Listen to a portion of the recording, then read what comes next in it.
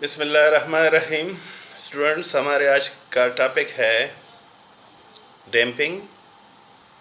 लेकिन डैम्पिंग को समझाने से पहले मैं आपको रेजोनेंस के बारे में बता देता हूँ, क्योंकि ये दोनों एक दूसरे के अपोजिट है। जिस तरह रेस्ट और मोशन अपोजिट हैं, जिस तरह एक्सेलरेशन और डिसेलरेशन अपोजिट है, तो डैम्पिंग को सही समझने के लिए पहले मैं आपको रेजोनेंस के बारे में बता देता हूँ। रेजोनेंस के बारे में बता दूँ, डिफाइन करते हैं पहले। Any effect that tends to increase the amplitude of vibration is called resonance। यानी इसका मतलब हर वो अमल जिसकी वजह से किसी वाइब्रेटिंग ऑब्जेक्ट की एम्पलीट्यूड में इजाफा हो। एम्पलीट्यूड आपको बताया है, दोबारा बता दूं। दरअसल ये मेन पोजीशन से या इक्विलिब्रियम पोजीशन से एक्सट्रीम पोजीशन तक का फासला है। अगर कोई ऑब्जेक्ट दूर दूर तक वाइब्रेट होता है तो इसका मतलब उसके एम्पलीट्यूड में इजाफा हुआ है या एम्पलीट्यूड उसका ज़्यादा है। इसकी वजह क्या है? वजह यह है, reason the frequency of external force becomes equal to the natural frequency of vibrating body. External force का मतलब कोई फोर्स है ऐसी जो किसी ऑब्जेक्ट में वाइब्रेशन पैदा करे। अगर उस एक्सटर्नल फोर्स की जो फ्रीक्वेंसी है उस वाइब्रेटिंग बॉडी की फ्रीक्वेंसी के बराबर हो जाए तो रेजोनेंस होगा। ये जो रेजोनेंस है, इस रेजोनेंस के लिए हम एक एग्जांपल लेते हैं। मिसाल के तौर पर झूला है, स्विंग, उसके ऊपर कोई है, कोई बैठा हुआ है, कोई ऑब्जेक्ट है। एक दफ़ा आप उसको पुश करते हैं जो कि एक्सटर्नल फोर्स है, झूले में वाइब्रेशन पैदा हो जाती है, किसी ख़ास पोजीशन से आगे पीछे हरकत शुरू कर देता है।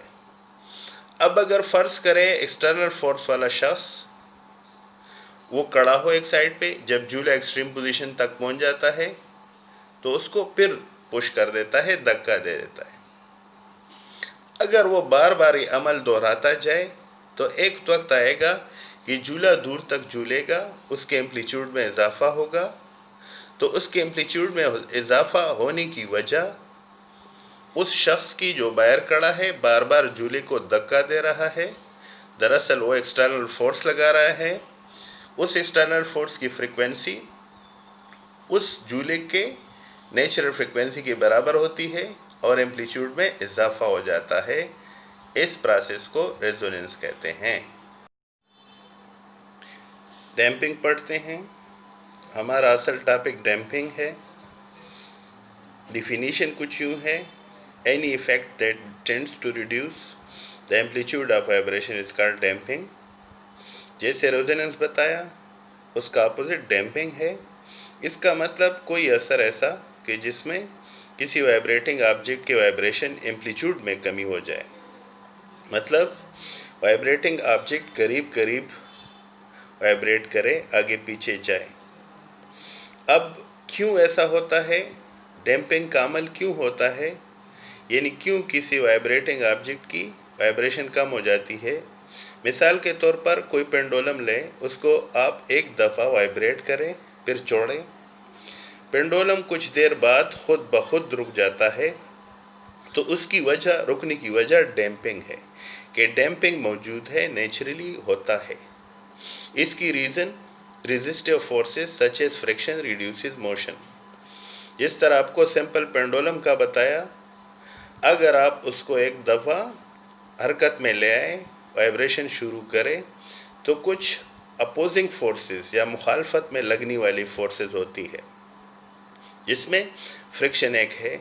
क्योंकि ये पेंडुलम हवा में वाइब्रेट होता है, सो हवा में फ्रिक्शन या रगड़ पैदा होती है, जिसकी वजह से उसकी हरकत कम हो जाती है। अब इसकी वजह क्या है, क्यों ऐसा होता है? जो स्विंग होता है या पेंडुलम होता है, lose energy by doing work on the surrounding forces. इसकी वजह यह है कि जब पेंडुलम वाइब्रेट होता है या स्विंग वाइब्रेट होता है तो सराउंडिंग फोर्सेस, चूँकि एयर फ्रिक्शन है, एयर रेजिस्टेंस है, उसके खिलाफ ये पेंडुलम काम करता है, जिसकी वजह से इसकी अपनी एनर्जी ख़त्म हो जाती है और ये आहिस्ता आहिस्ता रुक जाता है। तो इस प्रोसेस को डैम्पिंग कहते हैं। डैम्पिंग को समझाने के लिए आपको मैं कुछ मिसालें बता देता हूँ।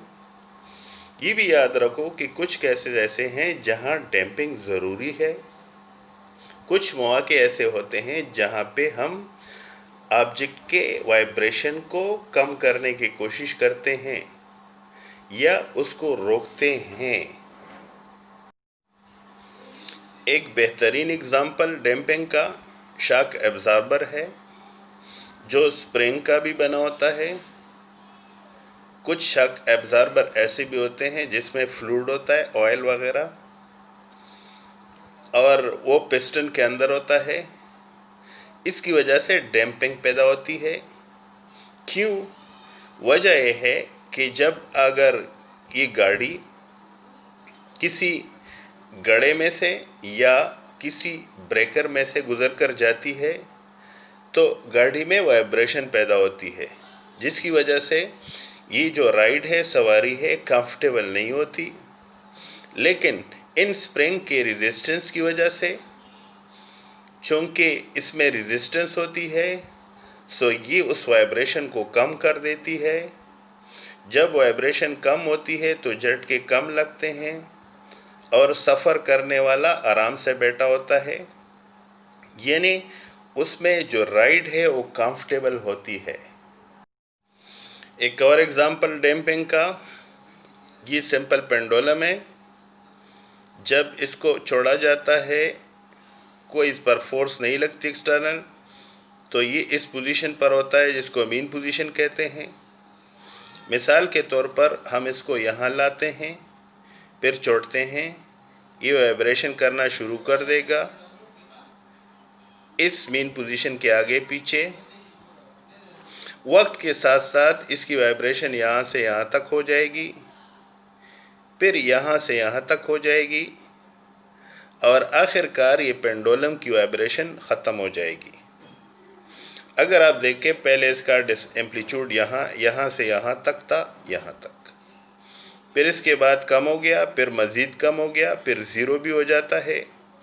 इसकी वजह आपको बताई थी कि ये जो पेंडुलम है, इसमें जो आगे पीछे जाने की एनर्जी है, वो एनर्जी वक्त के साथ ख़त्म हो जाती है, इसलिए कि वो अपने सराउंडिंग के ख़िलाफ़ काम करता है और काम करते करते इसकी एनर्जी ख़त्म हो जाती है और ये पेंडुलम रेस्ट हालत में आ जाता है। इसी तरह से आप इस ग्राफ से भी देख सकते हैं डिस्प्लेसमेंट, कि कैसे इसका डिस्प्लेसमेंट कम होता है, पहले ज़्यादा, फिर इससे कम, फिर उससे कम, और आखिरकार ये डिस्प्लेसमेंट ज़ीरो भी हो जाएगा।